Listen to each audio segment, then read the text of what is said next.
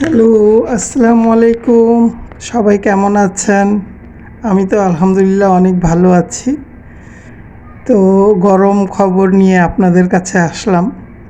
ইতিমধ্যে আপনারা ইউটিউবের যে ঝড় তুফান দেখছেন, সেটা হচ্ছে তিশা এবং খুকি, গোবর টোকানি এবং ডাইনি মাগিনুর।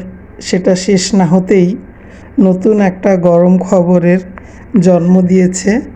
সে হলো শারমিন, অর্থাৎ মাল্টি নোংরা শারমিন, যে কিনা 12 ভাজা, তাই না?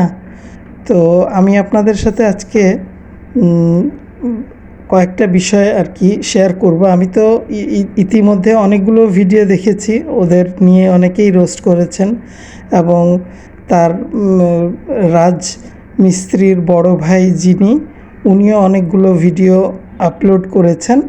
তো যাই হোক, মানে আমার যেটা মানে মূল কথায় চলে যাই, কারণ যেহেতু শর্ট টাইমে ভিডিওগুলো দেওয়া হয়, এত বড় মানে ভিডিও দেওয়া সম্ভবও না এবং সব কিছু বুঝিয়ে বলাও সম্ভব না।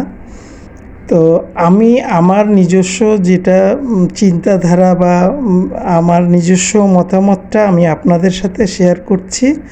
আপনারা সেগুলো একটু ভেবে দেখবেন যে আমি কি আসলে ভুল বললাম নাকি ভুল বলিনি, এবং যেটা যতটুকু সময় আমরা তাদের দেখে বুঝেছি ততটুকু সময়ের কথাগুলোই আমি আপনাদের সাথে শেয়ার করছি। যেমন মনে করেন যে রাজমিস্ত্রিকে যখন ওই মাল্টি নোংরা, অর্থাৎ যে কিনা একদম মানে কি বলবো, ওই বিয়ে করে ব্যবসায় নেমে পড়ছে, সেই মহিলাটা, এখন তো তাকে মহিলাই বলার মতো একটা সময়, কারণ তার তো এইজ অনুযায়ী সে মহিলাই।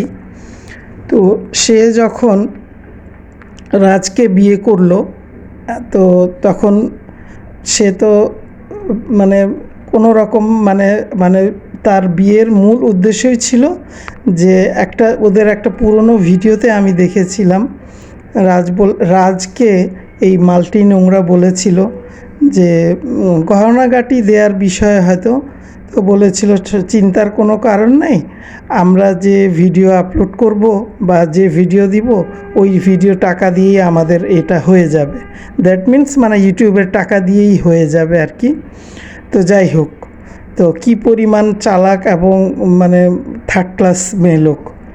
আচ্ছা, যাই হোক, রাজের সাথে যেভাবেই হোক, প্রেম করেই হোক বা পারিবারিকভাবেই হোক বা ভাইয়ের বন্ধু হিসেবেই হোক, বিয়ে তো হয়েছে, তাই না?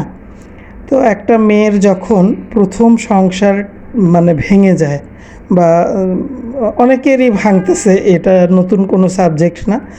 তো প্রথম সংসার ভেঙে গেলে সে আপ্রাণ চেষ্টা করে যে দ্বিতীয় বিয়ে বা সেকেন্ড যেখানে তার বিয়ে হচ্ছে, সেটাকে সে মনে প্রাণে ধরে রাখবে, তাই না? তো এখানে তার ম্যারিড লাইফের যে ব্লগগুলো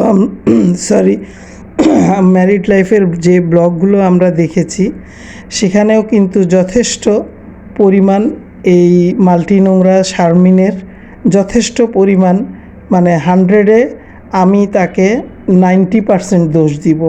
কী জন্য জানেন? সে যেহেতু 10 বছর একজনের সাথে সংসার করে আসছে, সেকেন্ড তার বিয়ে হয়েছে এবং তার সেই সংসারটা তার মনোযোগ দেওয়া উচিত ছিল। সেটা না করে সে বেশিরভাগ সময়ে সে দৌড়ায়া মার কাছে চলে যাচ্ছে, দৌড়ায়া গ্রামে চলে যাচ্ছে, দৌড়ায়া রুগী নিয়ে ডাক্তার দেখাইতে চলে যাচ্ছে। তারপরে মানে তার নিজ ইচ্ছা মতো একটা বোরকা গায়ে দিল, উপরে একটা ওড়না পরলো, ধাম করে বের হয়ে গেল। মানে বাসায় হাজব্যান্ড কি খাবে বা সংসারটাতে যারা আছে তারা কি খাবে, কোনো এরকম কোনো ম্যানেজের বিষয় তার মাথায় নাই। তার সংসার লাইফটা উড়াধুরা বলে না একটা, ওরাই তো বলে এই ল্যাঙ্গুয়েজগুলো ওদেরই, উড়াধুরার ল্যাঙ্গুয়েজ তার। তো ওইখান থেকে লাস্ট ভিডিও যেটা, সে যেদিন ওর বাসা থেকে বের হয়ে যায়, সব কিছু গুছায় কাপড় চোপড় নিয়ে সে যখন বের হচ্ছিল, তখন উম, ছয়তলা থেকে নেমে রাস্তা দিয়ে হেঁটে যাওয়া পর্যন্ত সে ওই মেয়েকে পেছন থেকে ক্যামেরা ধরে রেখে, দ্যাট মিন্স মানে ভিডিও করা অবস্থায় এই রাজমিস্ত্রি তাকে কিন্তু বহুবার ডাকছে, এই শারমিন শোনো, এই শারমিন শোনো, এই শারমিন শোনো। আজকাল এরকম একটা মানে ধরেন যে এরকম একটা মেয়ে লোকের এত ডিমান্ড এই দেশে নাই। আমি কিন্তু নিজেই একজন মেয়ে লোক, আমি কিন্তু যা দেখি বর্তমান পরিস্থিতি অনুযায়ী যা দেখি তাই বলতেছি। এখন সে ভাবছে যে সে তাকে মানে মানে আরও কি যে স্বাধীনতা সে চাইছে, সেটা এক আল্লাহ ছাড়া আর কেউ বলতে পারবে না। তো যাই হোক, সে নিজ ইচ্ছায় সে নিজ ইচ্ছায় চলে গেছে। মেয়ে লোকের এখানে কিন্তু অবশ্যই কথায় কথায় চলে আসে, যেমন মহিলা এবং পুরুষ দুইটা লিঙ্গ, তাই না? এখন মেয়ে লোক পুরুষ লোক এরকম তো আমরা বলেই থাকি। তাই তাই বলে কি এটা বুঝাবো যে না আমরা মেয়ে লোক হয়ে আমরা পুরুষের মতো সব কাজ পারি? এটা কিন্তু হয় না। মেয়েরা মেয়েদের কাজে যেরকম মানে যোগ্যতা রেখে কাজ করে, পুরুষের কাজ হলো তার চেয়েও হার্ড, তাই না? তো সে তার মার বাসায় চলে গেছে, ভালো কথা। তারপরে সে রাস্তায় অনেক দূর পর্যন্ত গেছে যে তুমি ফেরত আসো, ফেরত আসো। সে আসে নাই। এখন ফেরত আসে নাই ভালো কথা, কিন্তু এখানে তার বাবা তো নাই, তার মা আর বড় ভাই আর ওই যে তার বোন যে ডাইনি তিশা, বা ওই যে মেকআপ ভুতুড়ি কালী ভুতুড়ি যে ওই মোটি, ওই এরা কি বুঝায় ওকে পাঠাইতে পারে নাই যে তুমি রাগ করে চলে আসছো কেন, যাও তুমি তোমার সংসারে তুমি ফিরে যাও? তো এখানে তারা প্রশ্রয় দিছে যে চলে আসছো, আর যাওয়ার দরকার নেই। ইভেন আমার লাইফে আমি ফার্স্ট দেখছি যে কোনো মেয়ে যখন রাগ করে বাপের বাড়িতে চলে আসতে চায় জিনিসপত্র আনার জন্য, সাথে মা যায়। মানে এর চেয়ে লজ্জার আর পৃথিবীতে কিছু আছে? মানে তাদের ফ্যামিলিটা যে কী ক্লাসের, সেটা আমি মাঝে মধ্যে চিন্তা করি যে এইটা কোন ক্লাসের ফ্যামিলি রে ভাই, যে কোনো কিছুই কোনো মেয়েকে কোনো মানে মেয়ের কোনো টেনশনই নাই যে এই মেয়েটার আবার সংসার ভেঙে গেলে কোথায় বিয়ে দিব, বা এর নেক্সট লাইফ কি হবে। আমরা তো মা কি সারা জীবন বেঁচে থাকবে নাকি তাকে দেখার জন্য? ভাই কি ঠেকা নিছে তাকে যে সারা জীবন দেখবে? একটা ভাই তো তাদের রেখে চলেই গেছে। তো এগুলো চিন্তা করা উচিত ছিল না? আবার এখন মামলা দিছে। মানে যেহেতু আমি কিন্তু কারো পক্ষ নিয়ে কথা বলছি না, যেহেতু রাজ বিয়ে করেছে, তো বিয়ে করেছে ভাই, ওর মতো ওকে তুই থাকতে দে, তুই তোর মতো তুই থাক, তোরা তো এই টাইপেরই। রাজেরও বোঝা উচিত ছিল যে এই ফ্যামিলিটা তো এই টাইপেরই। সো আমি একে কেন আবার জোর করে নিয়ে এসে সংসার করব? এরা যে কতটুকু নিচু, এক একজনের 4টা 5টা বিয়ে, এক একজনের এক এক স্বামীর ঘরে এক এক বাচ্চা, এক এক কিয়া, মানে এই যে ডাইনি তিশা, সাবিনা, তারপরে মনে করেন যে হইল গিয়া মেকআপ ভুতুড়ি, প্রত্যেকের এদের যে নোংরামিগুলা কাণ্ডকীর্তিগুলা সবই তো রাজ জানে। সো রাজের তো উচিত ছিল না যে ওকে পেছন থেকে ডাকা। দরকার কি, গেছে যাক।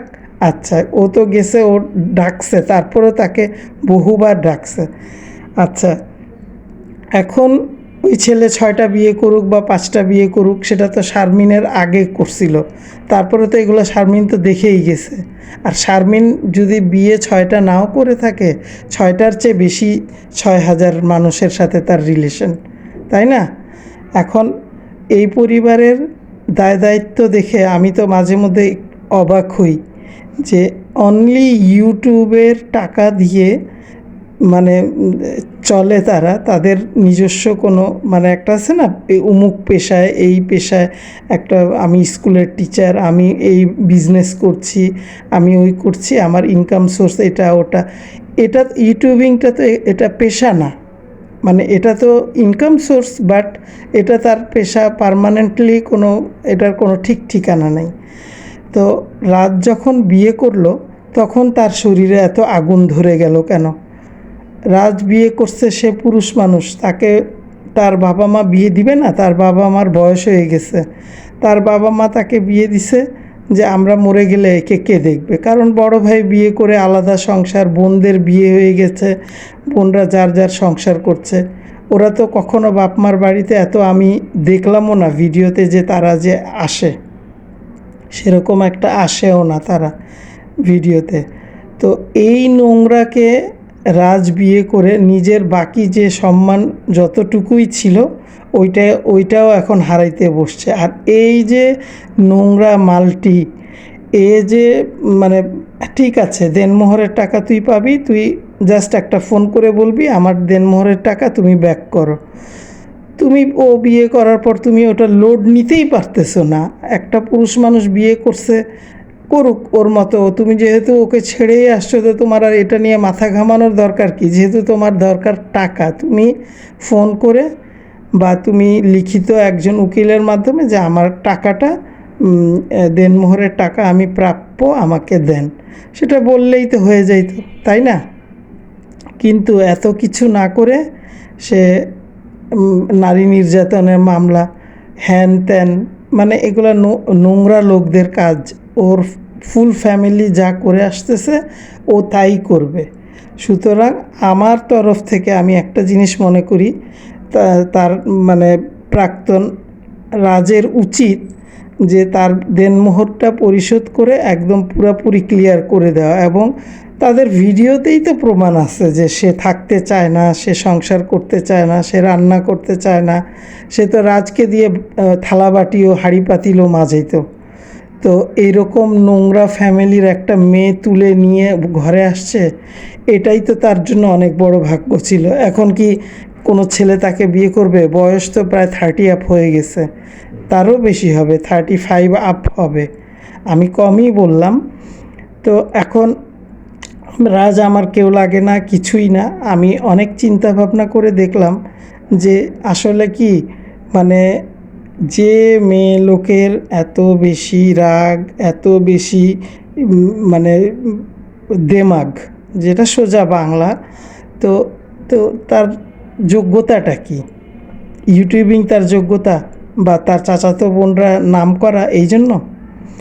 না, তার যদি শিক্ষাগত যোগ্যতা থাকতো, মাস্টার্স কমপ্লিট করা, একটা গভর্নমেন্ট জব করতেছে, ফ্যামিলি স্ট্যাটাস ভালো, তার সব কিছুই মানে ভালো, একটা অ্যাক্সিডেন্ট হয়ে গেছে, সো সে এটা আর কি হাজব্যান্ড তার সাথে একটু রাফ বিহেভ করাতে সে মেনে নিতে পারতেছে না। তার তো নিজেরই তো, তারা তো নিজেই তলাবিহীন ঝুড়ি, তাই না? তো এই তলাবিহীন ঝুড়িদেরকে কথা বলে তো আর কোনো লাভ নাই, কারণ তলাবিহীন ঝুড়িদের পরিস্থিতি তো আপনারা অলরেডি সবাই ইউটিউবে দেখতে পাচ্ছেন, যে যারাই হাজব্যান্ড ধরে রাখতে চাচ্ছে তাদেরকে অবশ্যই ত্যাগ, মানে একটা ত্যাগ স্বীকার করে রাখতে হয়। সংসার কিন্তু এত সহজ না।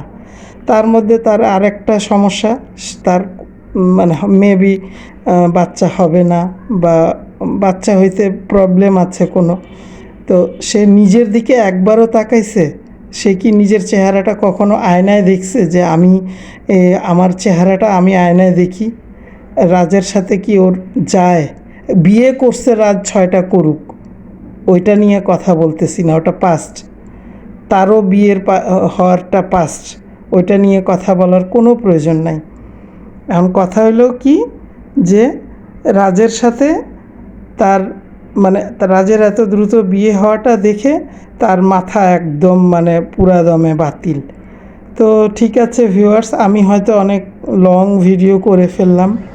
তো নেক্সট যে কোনো একটা ভিডিওতে আবার হয়তো এই শারমিনকে নিয়ে কথা বলবো। আল্লাহ হাফেজ।